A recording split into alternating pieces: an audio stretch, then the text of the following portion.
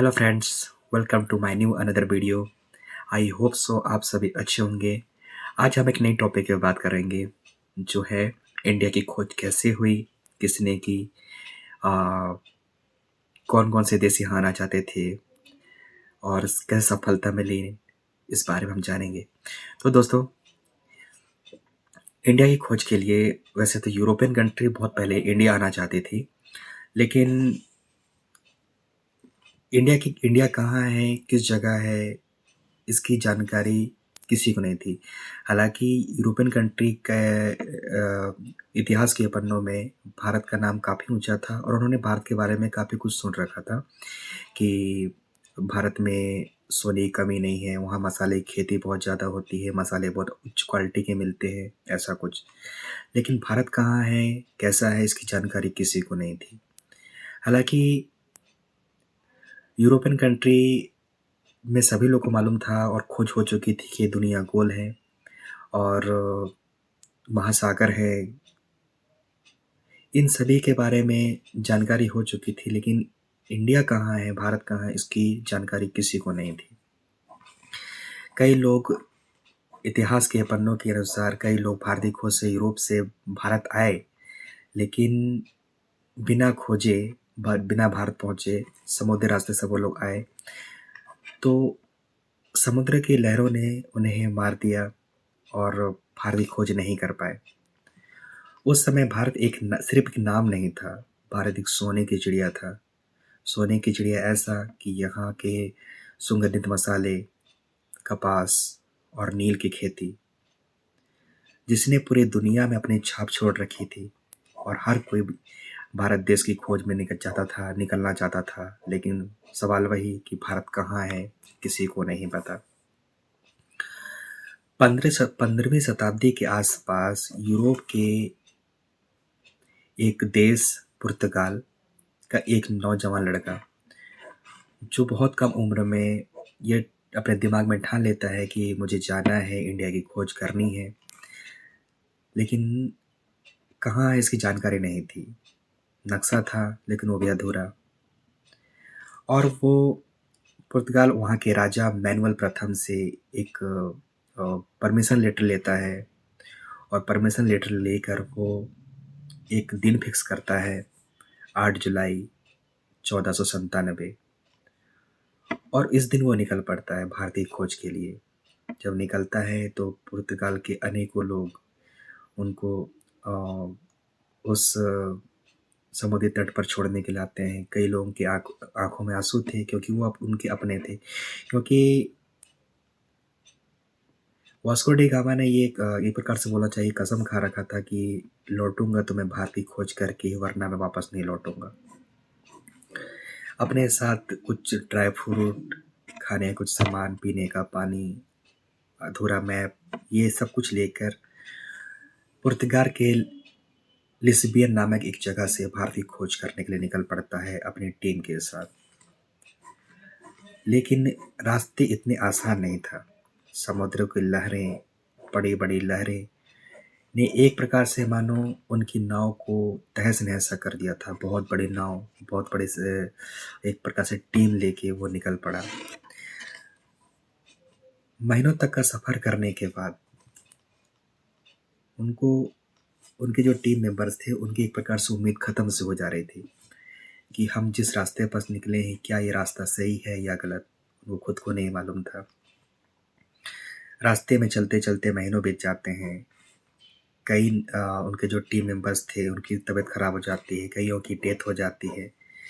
लेकिन Vasco D gamma के मन में ऐसा था कि आज नहीं तो कल ज़रूर सवेरा होगा। चलते-चलते लगभग कई दिन हो गए थे। उन्हें स ना तो कोई ज़मीन दिख रहा था, ना कोई लोग।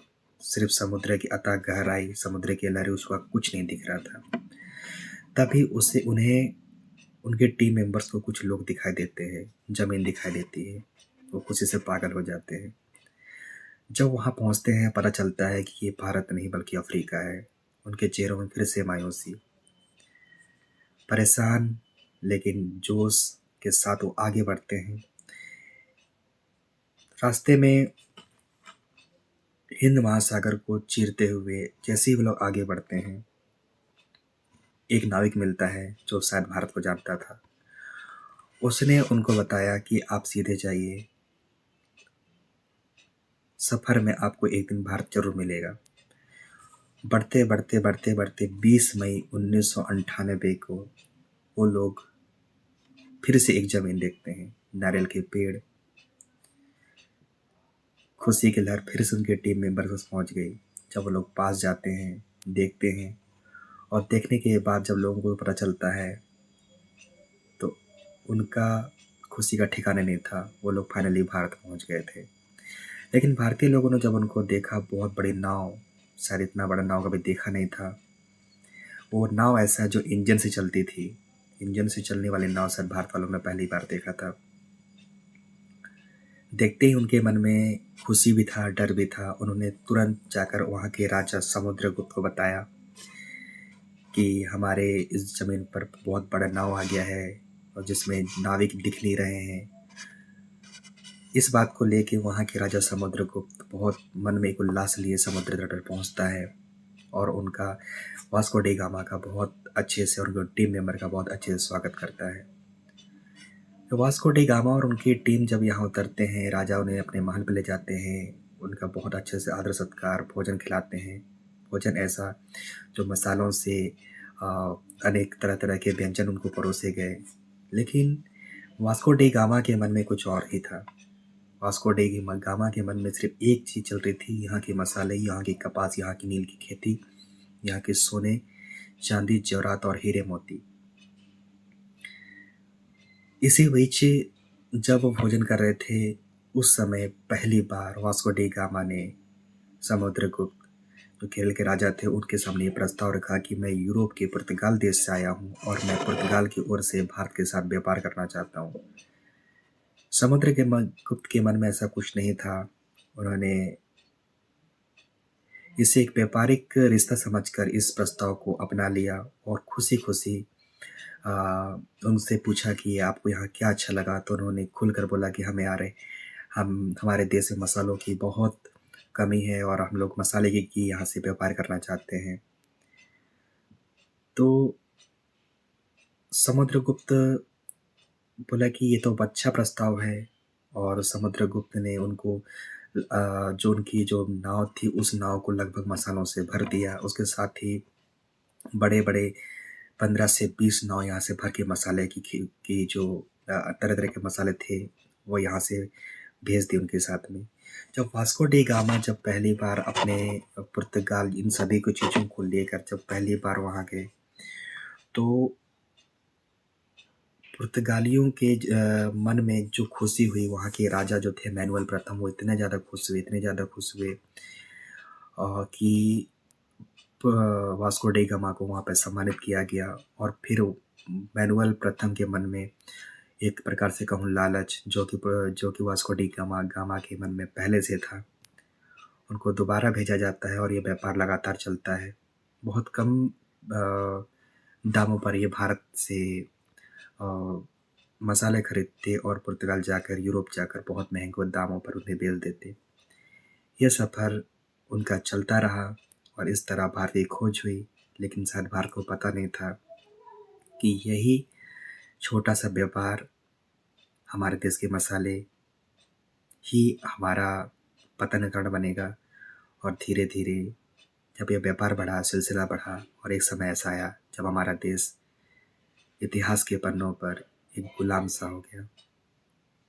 खैर दोस्तों, ये इस जो स्टोरी है, बहुत अच्छा तो नहीं बोलूँगा, क्योंकि ये हमारे देश के लिए एक प्रकार से गुलामी की जंजीर थी। खैर, इसी तरह भारत की खोज हुई। हालाँकि भारत की खोज क्या कहूँगा, भारत तो हमारा देश पहले से ही बहुत अच्छा था। लेकिन यूरोपियन कंट्री के नज़रों में ये वास्को डी गामा पहले की ये खोज थी, जिसने हमारे भारत को खोजा। खैर, ये वीडियो आपको कैसा लगा? मुझे लाइक, कमेंट और सब्सक्राइब करके ज़रूर बताएँ।